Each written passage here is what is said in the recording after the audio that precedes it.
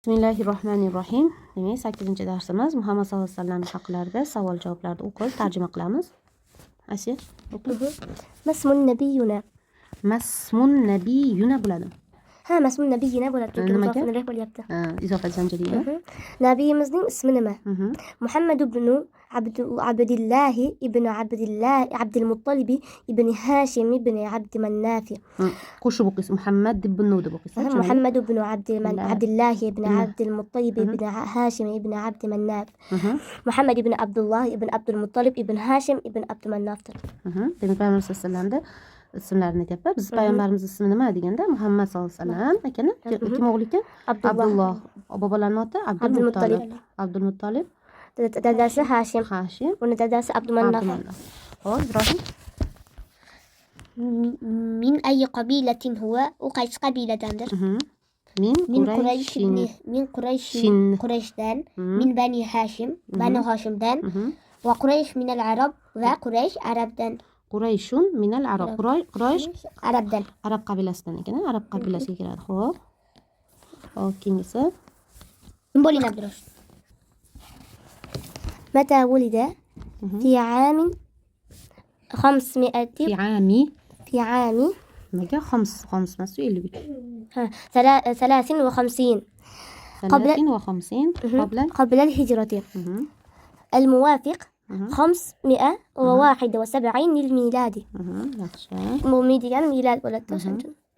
متى ولد؟ قسم tug'ilganlar في عام yilda hijratdan oldin 53-yilda hijratdan oldin 53 yil oldin tushunarli hijratdan 53 yil oldin tug'ilgan ekanlar. Qaysi yilga milodiy qaysi yilga to'g'ri kelayotgan? 571-yilga to'g'ri kelayotganlar. Payg'ambar sollallohu alayhi vasallamning tug'ilgan kunlari tushunarli. Abdurashid dars bo'lyapti. Xo'p, o'qi. Ibrohim. Mata tufiya. Qachon vafot qilganlar? Qachon vafot qilganlar? Rabiul avval. 16 Rabiul avval. Arabchasini o'qiy 16ni.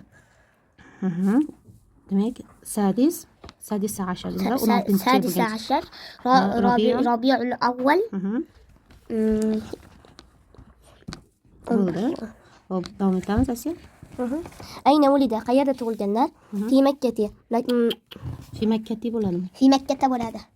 Ha, fi Makkata. Makkata nimaga? Chunki g'ayrimusarrif deyapsiz. Chunki shahar nomlari.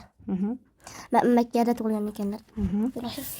Ila ayna hada? E'tibor bermay qaranglar. 11-h deb turibdi. 11-hijriyda, ya'ni Payg'ambar sollallohu alayhi vasallam 16-Rabiul avvalda 16-kuni va 11-hijriyda 11-sanasida vafot qilganliklari aytilyapti. Nima uchun kelar ekan? Hijriy sana. Hijriy bilan milodiy sana bor, bilasizlarmi? Hijriy sana hijratga ko'ra. Mashalloh, Payg'ambar sollallohu alayhi vasallam hijrat qilgan yillardan boshlanadi. Demak, hijrat qilganlariga 11 yil bo'lganida vafot qilgan ekanlar. Tushunarlimi? E'tibor qiling qoldim aytgan.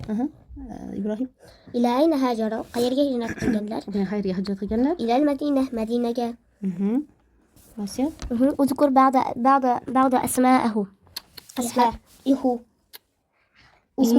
Asma'ihu deyishlik tilga og'ir bo'ladi. To'g'ri, mana bu h zamiri dommada, lekin tilga og'ir bo'lganligi uchun asma nima? Ahu dedimmi? Tilga og'ir bo'lganligi uchun ihi bo'ladi. Asma'ihi va izofa zanjiriga ketyapti. Uzkur ba'da asma'ihi. O'qiymiz. Muhammadun, Ahmadu, Al-Hashiru, Al-Aqibu, Al-Mahi. Muhammad sallallohu alayhi vasallam ismlarini zikr qiling deyapti. Payg'ambar sollallohu alayhi vasallam, ya'ni u kishining ba'zi ismlarini zikr qil deyapti. Xo'p. Bular Muhammad sallallohu alayhi vasallam, Ahmad, Hashir, Aqib, Mahi. Demak, Hashir nima degani? Go'zal axloqlarni toplovchi. Mashallah, go'zal axloqlarni toplovchi yoki insonlarni toplovchi. Insonlarni toplovchi. Payg'ambar sollallohu alayhi vasallam aytdilarki, anal hashir allazi hasharon nas dedilar. Men hashirman, insonlarni toplaydigan dedilar. Al-Aqib oxirida keluvchi. Payg'ambarimiz sollallohu alayhi vasallam aytdilar, men oxirida keluvchiman, mendan keyin hech payg'ambar kelmaydi. Nabiy kelmaydi. Yaxshi. Al-Mahi esa Allohning sababim bilan kufrni so'ndirdi. So'ndiradigan mahimani so'ndiruvchiman. Arabchasini bilasizlarmi? Andal mahi allazi yamhullohu bil kufr deb aytiladi. Tushunadi? Yaxshi, mashalloh. Xo'p, ketdik. Ma kunyatuhu Abul Qosim.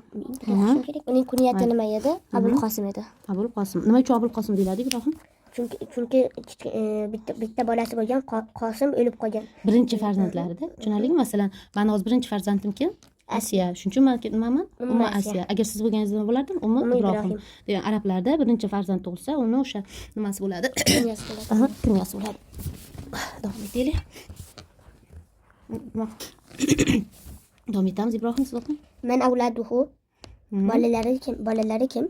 Fatimatu, Zaynabu, Ruqayyatu, Ummu Kulsum, Al-Qosim, Abdulloh, Ibrohim. Fatima, Zaynab, Ruqayya, Ummu Kulsum, Al-Qosim, Abdulloh, Ibrohim. Demak, farzandlarini ismlari shular ekan. Demak, nechta qizlar bor ekan Payg'ambar sollallohu alayhi vasallamda? 4ta. 4ta qizlar bo'lgan ekanlar. Nechta o'g'illar bo'lgan ekan? 3ta o'g'illar bo'lgan ekan. Yoshliklarda vafot qilgan bular. Tushunarliki? Xo'p, yaxshi. Endi keyingini o'qiymiz savollarni. اكتب بعض المعلومات الأخرى عن رسول الله صلى الله عليه وسلم لتشاركها kelyapti lam ta'lil. مع زملائك. Tamam, do'stlaringiz bilan nima qilgan holatda? Do'stlaringiz bilan istishora qilgan holatda Payg'ambar sollallohu alayhi vasallam haqlarida, boshqa ma'lumotlarda yozing. Laysa bilan ahdiga vafodor va o'ziga xizmat qilgan insonlarga xizmat. Yo'q, o'zbekcha ham aytaversin. O'ziga xizmat qilgan inson, arabcha aytasiz, qani? o'ziga xizmat qilgan insonlarga o'zi ham Rasululloh sollallohu alayhi vasallam xizmat qilar ekanlar. Xizmatchilar, masalan, xizmat qiladigan insonlar hatto ish qilib qo'ysa, Payg'ambarimiz sollallohu alayhi vasallam qo'yib so'kmas ekanlar. Mashalloh. Xo'p. Al-Amin, keyin Al-Halim, keyin esa Al-Arifu billah, Allohni ko'p biluvchi. Keyin Alloh arifu siz men bilanmi bo'ladi? Arifu dedim mana. Arifu. Ular. Yo'q, xato aytdingiz shuni. Ya'rifu desam, ya'rifulloh. Keyin yazkurulloh. Allohni eslaydigan. Allazi yazkurulloha kaseeran. Mashalloh, bo'ladi. Yetadi. Shu yergacha inshaalloh. Endi tarjima qilamiz. Tarjima qilib daftarga yozamiz. Sizlar bilan hozir birga qilib chiqqanlarimizni yozasizlar va yodlaysizlar, o'tdimi? Xo'p.